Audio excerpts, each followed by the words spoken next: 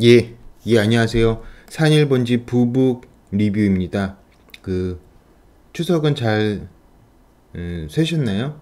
오늘은 중국 경제 위기, 중국은 스테로이드를 투입한 일본이다. 그래, 중국은 스테로이드를 투입한 일본이다. 요 제목으로, 그 다음에 피처링은 중국 분할.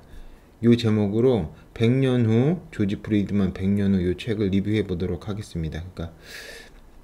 오늘은 이제 이 조지 프리드먼이 정말 어떻게 보면은 중국을 관역 삼아 놓고 강하게 비판, 우울한 예언을 한 그 대목을 살펴보도록 하겠습니다. 중국 입장에서는 굉장히 우울한 대목일 수가 있고, 그렇지만 조지 프리드먼 이 이야기에 귀를 기울일 수밖에 없는 게 상당한 예측력, 지금까지 예측이 상당히 많이 맞았고, 그리고 굉장히 논리적이고, 그리고 무엇보다도 이제 조지 프리드먼 어떤 특유의 뭐랄까 어떤 명료함, 그리고 역사성까지도 또 이야기하고 있기 때문에 설득력이 있습니다. 그래서 이 이야기를 이제 오늘 다뤄보도록 하겠습니다. 그 내용은요 이렇게 됩니다. 내용을 들어가 보겠습니다. 그래, 지속적 성장 불가. 이게 제목은 이거 제가 딴 거고요. 그리고 제목은 제가 이제 지어낸 거고, 이 따옴표 안에는 이제 여러분들이 이제 찾아볼 수 있도록 쪽수도, 이게 쪽수예요. 이 책 쪽수예요. 쪽수 찾아보실 분은 찾아보라. 그리고 이 따옴표 안은 인용 문구입니다. 예. 미래에 대한 토론에서 중국은 결코 빠뜨릴 수 없는 국가다. 일단 이 저자는 중국에 대해서, 그래 중국은 뭐 이야기는 해야겠지, 나는 이제 중국은 별로 세다고 생각하진 않아, 그렇지만 최근 중국에 대해서 논의 많이 하잖아, 그 논의를 해야 된다는 점에서는 뭐 이견이 없어, 그래서 지금 논의해 볼게, 이런 식으로 접근을 합니다. 그러면서 중국에 관해서 논의를 해요. 세계 인구의 4분의 1이 중국에 살고 있고 중국이 미래의 강국이 될 가능성이 크기 때문이다. 그래서 토론을 할 필요가 있다. 지난 30년간 빠른 속도로 경제 성장을 이룬 중국은 분명 주요 강대국이다. 그거 맞아. 그러나 30년간 경제가 성장했다고 해서 앞으로도 쭉 성장이 지속되리라는 보장이 없다. 많은 사람들이 이 불가능한 얘기를 갖고 이제 중국이 계속 성장을 할 거다 이렇게 얘기를 하잖아요. 중국 성장률이 앞으로 쭉 계속되고 미국은 조금 낮은 성장으로 쭉 계속될 때 어느 수준에 이르면은 크로스가 일어난다. 그러면 뭐 중국이 제일 세지는 거 아니야? 이런 식으로 이야기를 해요. 하지만 그게 이제 불가능하다. 일본도 안 됐고 한국도 안 됐고, 그런데 왜 중국만 계속 그런 높은 고도 성장률이 지속되리라고 예측하는 건지 의문이죠. 이제 저자도 같은 생각입니다. 오히려 앞으로는 그런 속도로 성장하는 것이 거의 불가능할 것이다. 이제 경제 문제에 대해서 이렇게 이제 단정, 명료하게 이야기합니다. 불가능하다. 지금 같은 고속 성장이 이제 불가능하다. 이렇게 얘기를 하고 중국의 정치적 위기에 대해서 이제 얘기를 합니다. 그런데 중국은 경제 성장률이 낮아지면은 근본적으로 이제 지정학적으로, 그리고 중국 어떤 역사에 밀어봤을 때 사회 및 정치적인 문제가 야기될 가능성이 커진다. 이렇게 얘기를 하고 있습니다. 그러면서 저자가 처음부터 이제 두 갈씩 처음부터 결론을 빡 얘기를 해요. 미리 말해 두건데 나는 중국이, 뭐 사람들이 중국이 1등이 된다고 하지, 난 아니야. 중국이 세계 주요 강대국이 될 거라는 관점에 동의하지 않는다. 세계 최고의 강대국도 아니고 세계 주요 강대국도 안 된다고 보고 있습니다. 그리고 굉장히 이 조지 프리드먼은 일본을 높게 평가해요. 거기도 설득력이 있거든요. 이제 얘기를 좀 이따 하겠습니다. 그러면서 더 암울한 전망을 내놓습니다. 그건 뭐냐? 중국이 계속 통일 국가로 남아 있을 거라고 확신하지도 않는다. 이렇게 저자는 쓰고 있어요. 무시무시한 이야기죠. 하지만 또 조지 프리드먼 이야기를 들으면은 그게 설득력이 있어요. 물론 이제 저자가 얘기합니다. 먼저 중국을 얘기하지 않고는 미래를 말할 수 없다는 점에는 동의를 한다. 그러면서 이제 중국에 대해서 이제 얘기를 합니다. 먼저 결론을 빡 얘기해 놓고 이제 썰을 푸는 거죠. 소위 말해서 희생양 중국. 만약 중국이 갈등 지역이 된다면 중국이 다른 나라를 공격할 가능성보다 오히려 약점을 이용당하는 희생자가 될 확률이 높다. 그래서 일본이 그걸 이용할 가능성이 높다고 보고 있어요. 일본을 굉장히 공격적으로 보고 있어요. 조지 프리드먼은.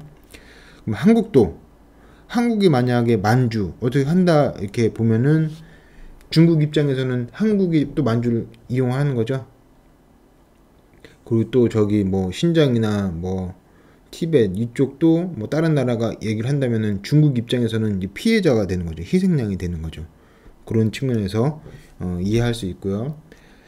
그리고 얘기를 합니다. 저자가 사실상 중국 경제는 눈에 보이는 것처럼 강하지 않다.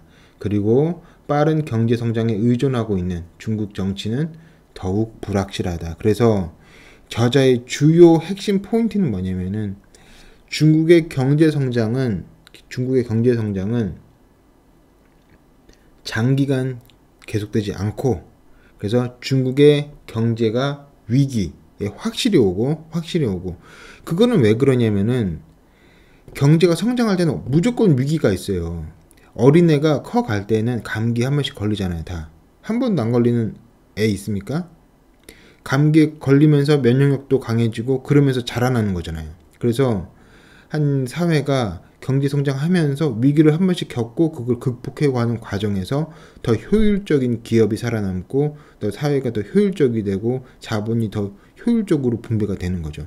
그러니까 경제 위기가 있어야지 경제가 더 성장을 하는 거예요. 중국이 더 성장하려면 경제 위기가 있는 거죠.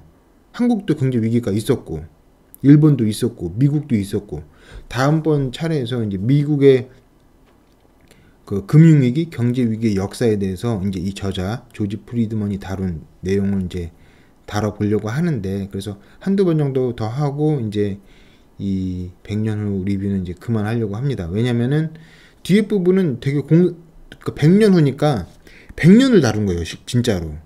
그리고 뒤에는 막 우주전쟁 나오고 공상과학 같은 얘기가 나와요. 저자는 물론 이게 공상과학 같다고 이야기할 수 있을지 모르겠지만은, 그렇지만 기술력이 여기까지 와 있다, 무시하지 마, 이렇게 얘기를 했지만은 실제로 진짜 공상과학 같아요. 그래서 일본이랑 미국이랑 우주전쟁하고 막 이런 식의 얘기 나와요. 이제 그거는 나중 일이고, 우리가 일단 해야 될 부분은 뭐냐, 이제 부자가 되는 실용서적이니까 중국 금융위기가 오는가, 그래서 중국 금융위기 때 한국의 어떤 충격 여파, 중국의 금융위기가 확실히 온다라고 이제 판단을 하면은 총알을 모아놓을 수가 있죠. 그리고 이거는 투자의 어떤 그 게임 자체가 그런 거니까 싸게 사는 게 게임에서는 이기는 거잖아요. 중국의 금융위기가 왔을 때 한국에 충격이 있죠. 그래서 한국이 원래 감당할 수 있는 부분보다, 그러니까 한국이 그 정도까지 충격 안 먹을 수 있는데 더 심하게 타격을 받아서 사람들이 쏠림 현상이 나타나서 원래 가치보다 더 떨어지는 경우가 나타날 수가 있겠죠. 예를 들어서 아파트 값이 만약에 뭐 5억인데 중국 금융위기 때문에 뭐 한 4억까지만 떨어지면 되는데 막 3억까지 떨어졌다. 그럼 3억에 사면은 원래 4억이나 5억 가치니까 1, 2억은 이제 버는 거죠. 그때를 대비해서 이제 이거를 중국 문제를 보는 그 역할이 이제 크기 때문에 저희 부분 리뷰에서는 그 부분 정도만 다루고 뒤에 뭐 우주전쟁까지는 다루지 않겠다. 그래서 다음번에 일본의 금융위기의 역사를 보면서 경기 순환이라는 게 있고, 그 다음에 미국이 그 금융위기를 극복하면서 경제를 성장시켰구나. 그래서 경제가 그 금융위기가 있어야지 경제가 성장을 한다. 이 부분에 대해서 이야기를 하겠습니다.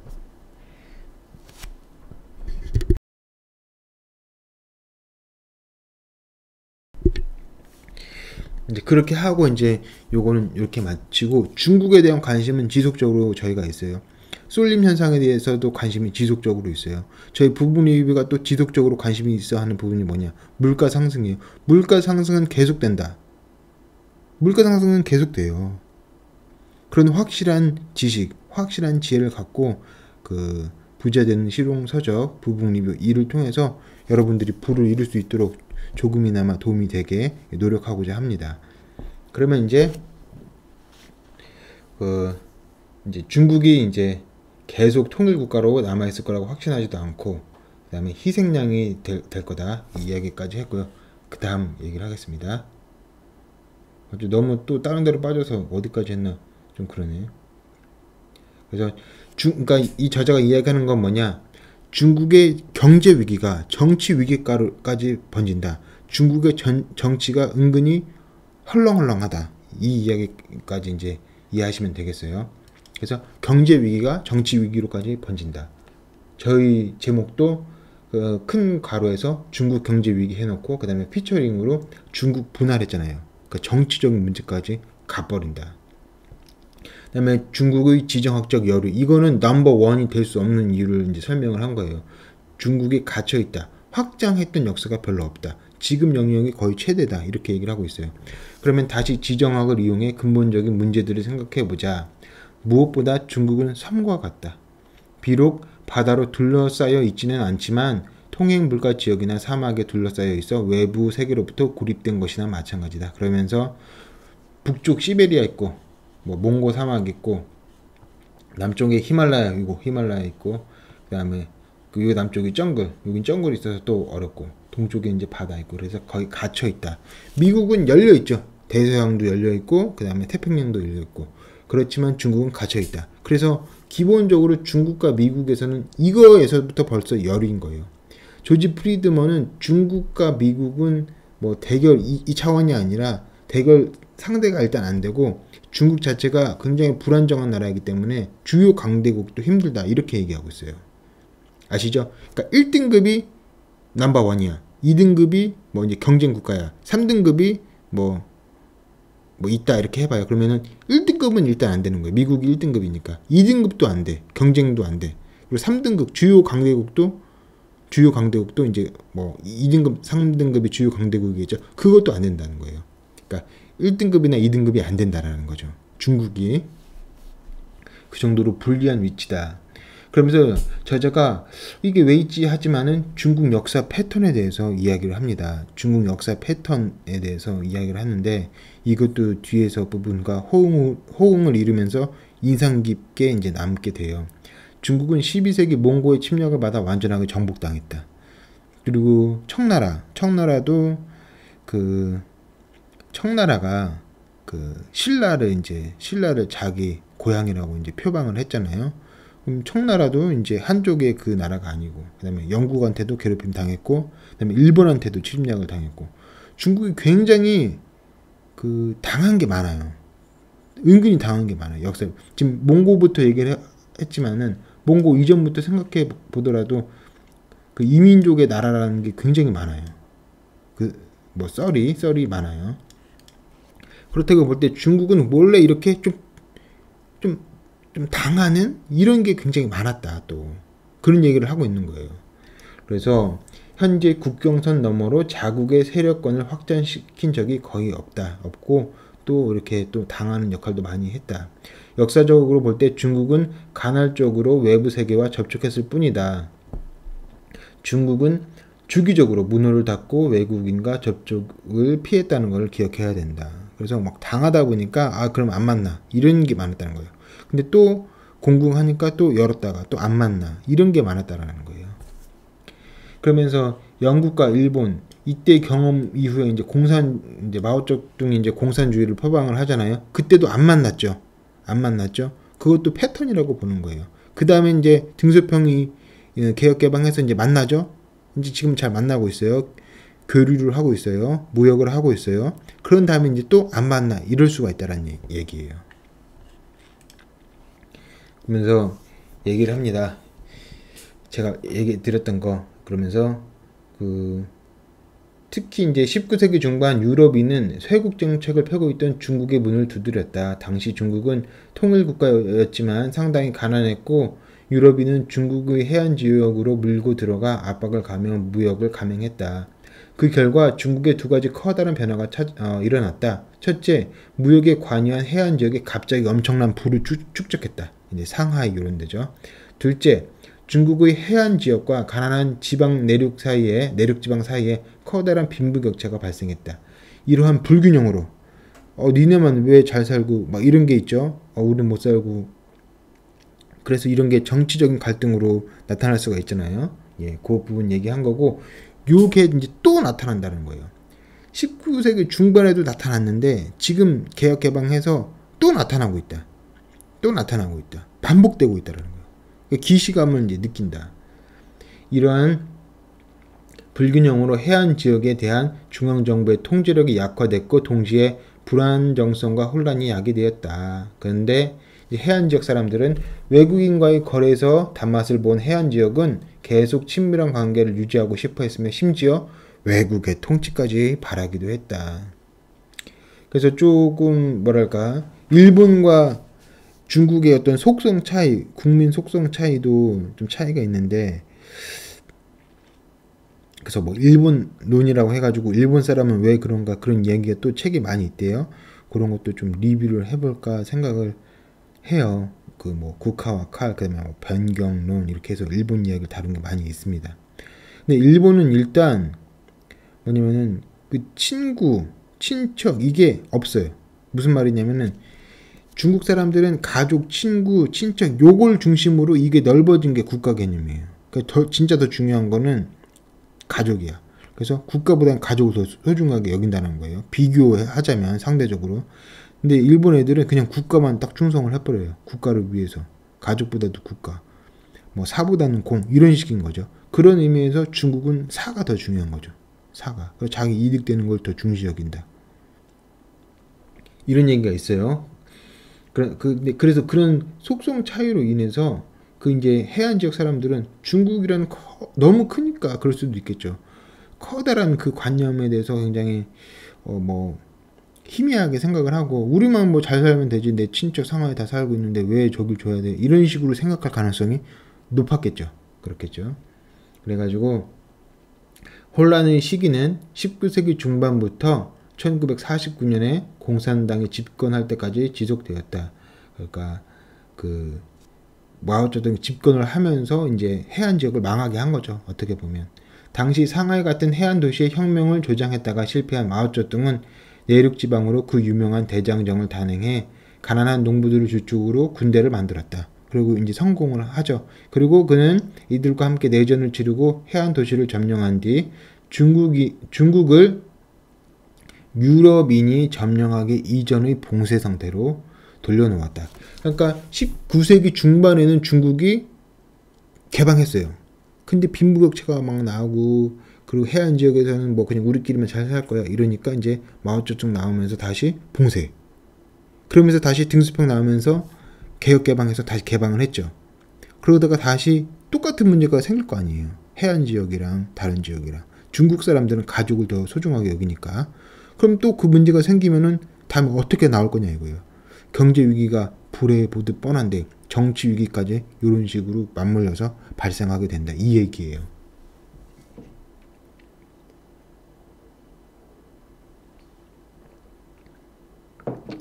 그래서 제가 쓴 게 쇄국 개방 뒤 혼란, 그 다음에 마오쩌둥 다시 봉쇄 시작, 그 다음에 다시 개혁 개방. 이게 이제 반복된다는 거예요. 그 다음에 다시 이제 혼란 오고 뭐 봉쇄 다시 할 수 있다. 이렇게 예측을 할 수 있는 거죠.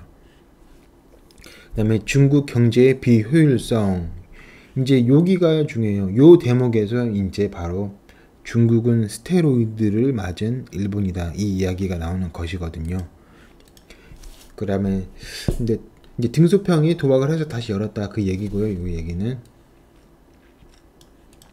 여기에는 심각하고도 위협적인 또 다른 문제가 내재되어 있다. 무슨 얘기냐? 등소평이 개혁 개방한 뒤 해안 지역이랑 내륙 지방이랑 갈등이 있으니까 정치 권력이 그 돈 자체의 논리, 그러니까 효율성의 논리를 무시하고 그냥 내륙 지방에 갖다 퍼준다라는 거예요. 내륙 지방 개발해. 돈 안 돼도 가서 해. 내가 은행해서 돈 줘줄게. 이런 식이라는 거예요. 그죠? 그래서 베이징은 중국의 많은 지역이 골고루 발전하기를 바랐고 무슨 수를 쓰든 그 목적을 이루려고 했다. 그러면서 이제 여기서 이제 그 재밌는 부분이에요. 여기는 심각하고도 위협적인 또 다른 문제가 내재되어 있다. 언뜻 중국은 개인 소유와 은행 그리고 모두 이제 자본주의적 요소를 갖추고 있는 것처럼 보인다. 그러나 시장이 자본 할당을 결정하지 않는다는 점에서 중국은 진정한 의미의 자본주의 국가라고 볼 수 없다. 그러니까 국가가 가서 그냥 돈 줄 테니까 가서 하라는 거예요. 정치적인 분열을 방지하기 위해서 이쪽에 해안가에서 번 돈을 저쪽에다가 갖다 퍼주고 경제 비효율을 감내하겠다. 그 얘기죠. 그다음에 제가 관시 인맥 이게 써놨는데 이제 정치적인 그 인맥으로 통해서 돈이 돌아다닌다. 이 이야기예요. 근데 이 이야기가 일본도 예전에 그랬다라는 얘기예요. 저자는. 일본은 1800년대, 1980년대 내내 경제적 초강국으로 비춰졌다. 실제로 일본은 빠르게 성장했지만 그 성장률은 경영에 의한 것이라기보다 일본의 은행 시스템과 관련이 있었다. 그래서 이병철 삼성 전 회장이랑 그 다음에 그 홍진기 그 이제 판사였죠. 그분이랑 사돈이 된 게 홍진기 그분이 그 은행 시스템, 요거 일본의 은행 시스템을 얘기하면서 요것과 관련돼서 재벌을 운영할 수 있다.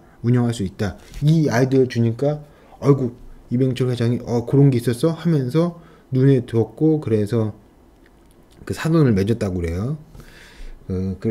그리고 이제 정부의 통제 아래 있던 일본의 은행들은 일본인이 은행에 저축한 돈에 대해서 매우 낮은 금리를 적용했다. 그리고 특히 각종 법규로 인해 대다수 일본인이 선택할 수 있던 유일한 길은 우체국에 예금하는 것이었고 이제 얘기가 나오죠. 우체국은 최소한의 금리를 적용했다. 일본 정부는 이 돈을 빌려 국제 기준에 훨씬 못 미치는 금리로 일본 거대 은행에게 빌려주었다. 그리고 이제 정부가 거대 은행에게, 그 다음에 거대 은행이 자기가 아는 기업, 자기 관련 기업에게, 그리고 이들 은행은 자신과 관련이 있는 기업들에게 저금리로 빌려주었다. 이처럼 서구 경제가 높은 이율을 적용해 경쟁력 없는 기업들을 도태시키는 동안 시장 논리가 이거잖아요. 경쟁력 없는 거는 이제 주는 거예요. 그래서 이제 최근에 또 어떤 이야기가 있냐. IMF는 그것도 이제 나중에 다룰게요. IMF는 한계 기업을 죽이는 거. 그 다음에 한국의 다음 위기는 뭐냐. 한계 가계. 빚 많이 해가지고 뭐 담보대출 많이 받고 왕창 해가지고 그 부동산 산 사람들 있죠. 그런 사람들에게 이제 위기가 올 수 있다. 예전에는 기업이 이제 이번에 온 위기에는 이제 가계가 직격탄을 맞을 수 있다. 이 얘기가 있어요. 그 이야기도 이제 저희 부북 리뷰에서 다루도록 하겠습니다. 그래서 관심 있으신 분들은 이제 구독 신청하기 눌러주시고요. 좋아요도 눌러주세요. 그러면 많은 도움이 돼서 더 열심히 이제 하겠죠. 예. 일본 은행들은 인위적으로 형성한 저금리로 친한 기업들에게 돈을 빌려주고 있었다. 이거 시장 논리도 아니고 뭐 자본의 논리도 아니고 그냥 자기들 정부 관료 이 사람들 뭐 관시 인맥 요걸로 돈이 돌아다녔다. 그래서 결국 진정한 의미의 시장은 존재하지 않았던 셈이다. 자본은 인맥과 관계를 통해 흘러다녔고 탓에 수많은 악성 부채가 만들어졌다. 그러면 일본은 중국이랑 똑같다라는 거예요. 예전에 일본도 그 인맥을 통해서 돈이 돌아다녔고 지금 중국도 인맥을 통해서 돈이 돌아다니고 있다.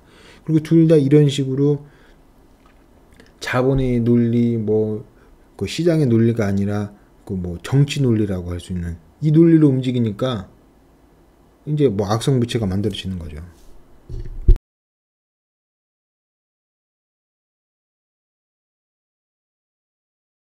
그런 의미에서 중국과 일본은 비슷하다고 하는 거예요. 이거 좀 특이하죠.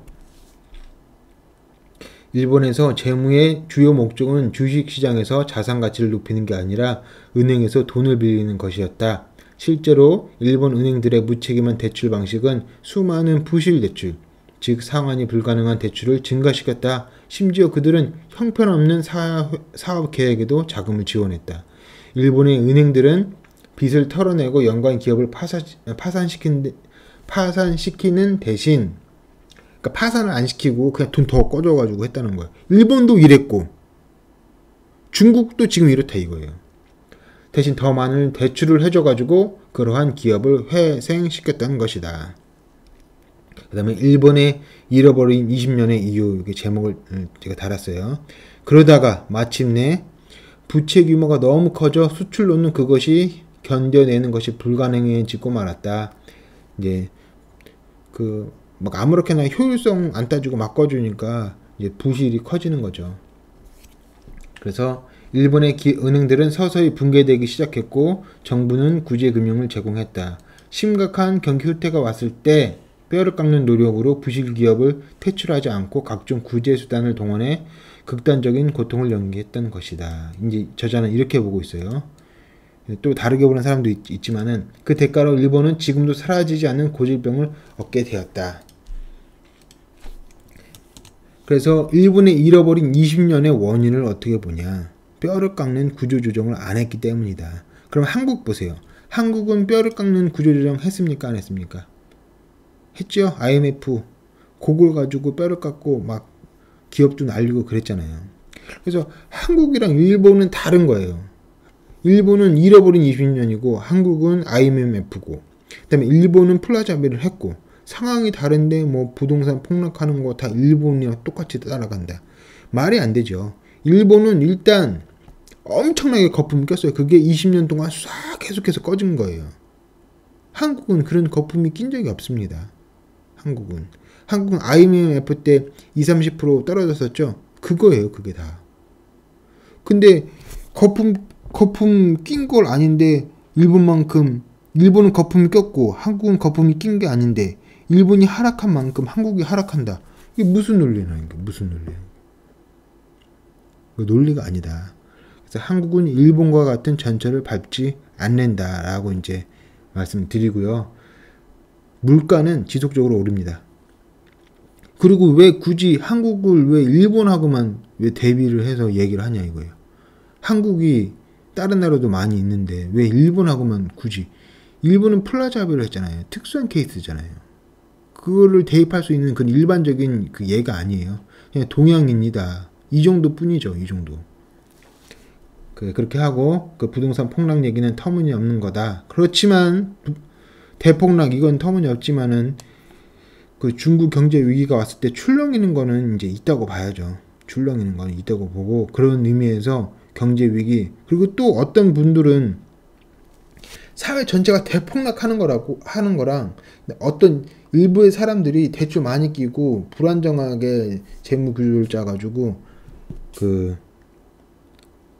이제 아파트를 막 파는 거 그래서 경매 나가는 거 그거랑은 또 다른 거예요. 그래서 뭐 중국의 위기가 왔을 때 아무런 한국에 이상이 없냐? 그건 아니죠. 하지만 한국 사회 전체가 다 꼬꾸라지냐? 그건 또 아니라는 거예요. 부동산 대폭락하냐? 그건 아니라는 거예요. 출렁인다. 그리고 일부 사람들의 뭐 아파트가 뭐 경매로 나온다. 요 정도인 거예요.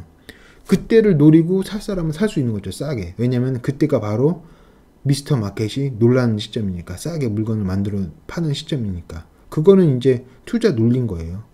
뭐 그걸 뭐 가지고 뭐 판단할 수 있다. 뭐 그럴 사람은 그렇게 하지만은 논리 자체가 싸게 나왔으니까 싸게 사는 게 이기는 거니까 놀라서 싸게 나왔을 때 살 수 있는 사람은 사는 게 맞죠. 그걸 보고 계속 이렇게 주시하는 사람은. 그렇다면 이제 얘기가 나옵니다. 오늘의 제목이기도 한 부분. 일본의 추락이 중국과 어떤 연관이 있다는 얘기인가? 한마디로 중국은 스테로이드를 투입한 일본이다. 그러니까 더 빨리 막 확 이렇게 컸다는 거예요. 중국은 경제적 규율보다 사회적 관계를 중요시하는 국가이자 자금을 정치적으로 분배하고 경제 자료를 조작하는 공산주의 국가다. 일본 시스템, 그 다음에 관시, 인맥에 따라서 가는 거. 요게 이제 자본 분배의 어떤 비시장성. 이게 일본과 중국이 똑같다. 그래서 일본이 꼬꾸라졌던 것처럼 최소한 중국도 꼬꾸라질 것이다. 라고 이제 볼 수가 있겠죠. 근데 저자는 플러스 중국은 정치적으로 불안정하기 때문에 정치 위기까지 겪을 가능성이 높다. 이렇게 얘기하고 있는 거예요. 그게 특이한 거예요. 그게. 중국의 금융위기는 거의 확실하다고 보셔야 돼요. 아까도 말씀드렸지만은 경제가 성장하면서 언제나 경제 위기가 있는 거거든요. 근데 그건 확실한데 저자의 특수한 부분은 뭐냐?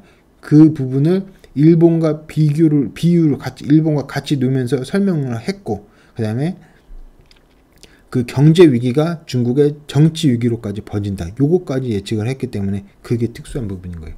중국의 그 금융 위기 온다는 거는 다 알아요. 아는 사람들은. 그 시점 문제고 그런 거지.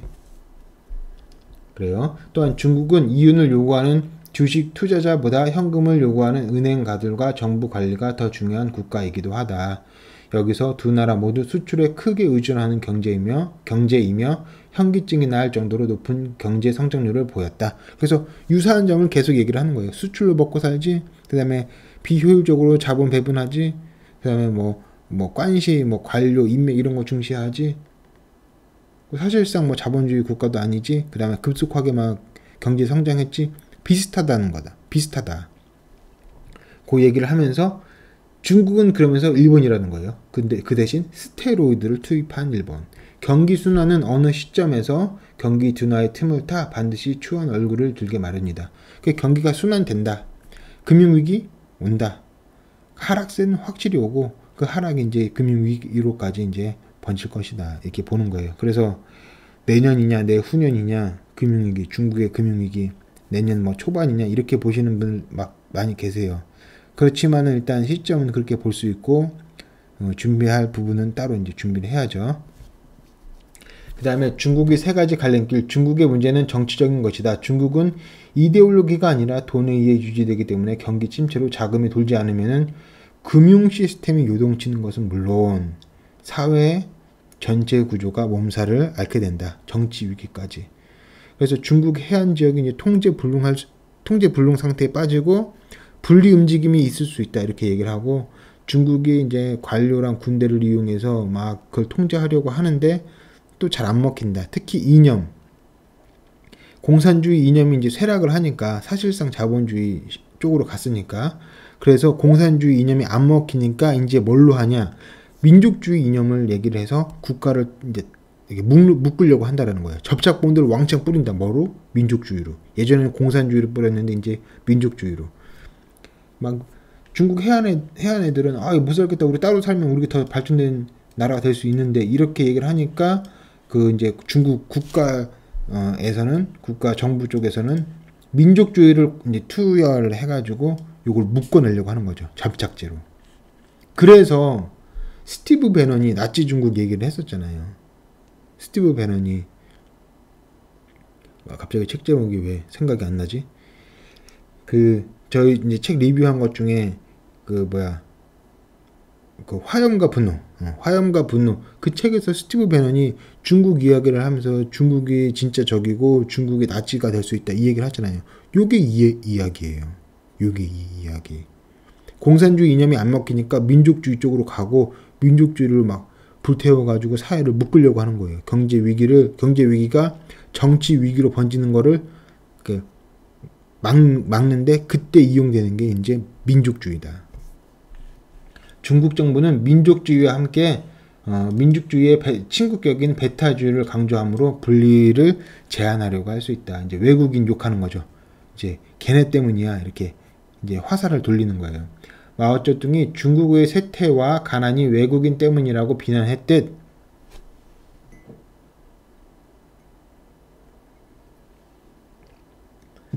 공산당은 중국의 경제 문제를 외국인 탓으로 돌릴지도 모른다. 문제의 원인을 외국인에게 돌려 그들을 비난하고 그 다음에 막강한 군사력을 바탕으로 외국 정부와 외교적으로 대치함으로써 현 체제를 광범위하게 지원할 수도 있다는 얘기다. 제가 말씀드린 그 부분입니다. 근데 재밌어요. 이것은 2010년대에 일어날 가능성이 크다. 그래. 그럼 민족주의 얘기는 거의 지금도 일어나고 있다고 봐야죠. 그죠? 일본이랑 싸우면서 그 다음에 한국이랑 사드 문제 얘기하면서 민족주의가 지금 일어날 수도 있다고 봐야겠죠. 근데 요게 이제 그 어떤 공격성이 미군 때문에 이제 오키나와 제주도 이런 게 있잖아요. 잘 안 먹힌다 이렇게 얘기를 해요. 그래서 결국 중국 앞에는 세 가지 길이 있다고 저자는 얘기를 합니다. 여기서 첫 번째, 천문학적 비율로 경제를 무한정 성장시킨다. 이러면 이제 중국 분열이 안 된다는 거예요. 중국 분열이. 둘째, 다시 중앙 집권화를 꾀해 강력한 중앙정부가 경기 침체에 이어 나타나게 될 이해관계의 상충. 우리 해안 쪽 잘 사는데 우리 따로 나가 살래. 우리끼리 따로 할래. 요거를 이제 조정을 한다. 강력하게 해가지고 민족주의 요거를 특히 이용을 할 가능성이 높죠. 그렇지만은 이제 이익 관료들이 또 그 장사를 또 사업을 하고 있기 때문에 이해 상충 이제 관료들이 말을 안 들을 가능성도 크다. 그 이야기도 하고 있고요. 셋째, 이제 저자가 가장 가능성이 높다고 이야기한 부분입니다. 경기 침체의 스트레스 아래 중국이 과거 전통적인 지역의 경계에 따라 분할되고, 분할이 돼버린다는 거예요. 분할이 된다. 그러니까 쪼개진다는 거죠. 중국이 붕괴된다는 거죠. 중앙정부는 약화된다. 또한 이것은 부유한 계층과 외국인 투자자들을 더욱 이롭게 할 것이다. 그런데 이렇게 분할될 때 중국에서 잘 사는 상류층이랑 그 다음에 외국 투자자들은 더 좋다. 더 좋은 거예요. 걔네들 분할되면은 이 돈이 비효율적인 내륙 지방에 안 가니까 더 좋은 거지. 자, 우리 계속 교류 열심히 하자. 이렇게 된다는 거예요. 이렇게 되면은 중국은 마오쩌둥 이전 시대로 돌아가 지역 간의 경쟁뿐 아니라 분쟁까지 일어날 수 있다. 마오쩌둥이 그러니까 묶은 거죠. 공산주의로 중국을 묶은 거예요.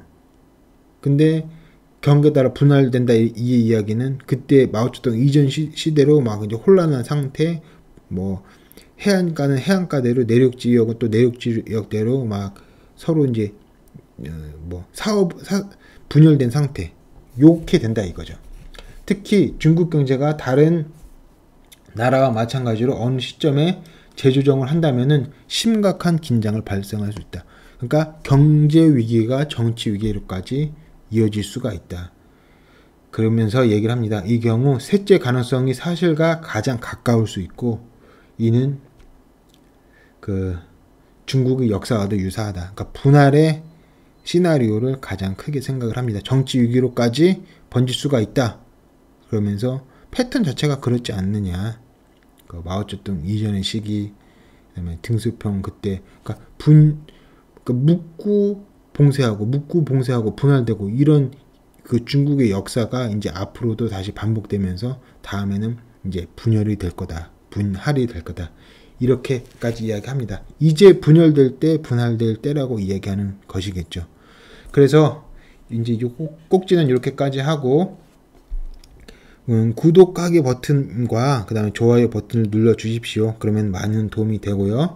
그 다음에 추석 이제 잘 세시고요. 다음에 다른 꼭지로 또 찾아뵙겠습니다. 저희 부북 리뷰는 이제 부자되는 실용서적 전문 리뷰 채널이고요. 이제 뭐 경제 위기나 뭐 부동산 관련 서적들도 이제 자꾸 다룰 예정이니까요. 그런 컨텐츠도 많은 관심을 가져주시기 바랍니다. 오늘은 여기까지 하겠습니다. 이 꼭지는 그러면 다음에 또 뵐게요. 감사합니다.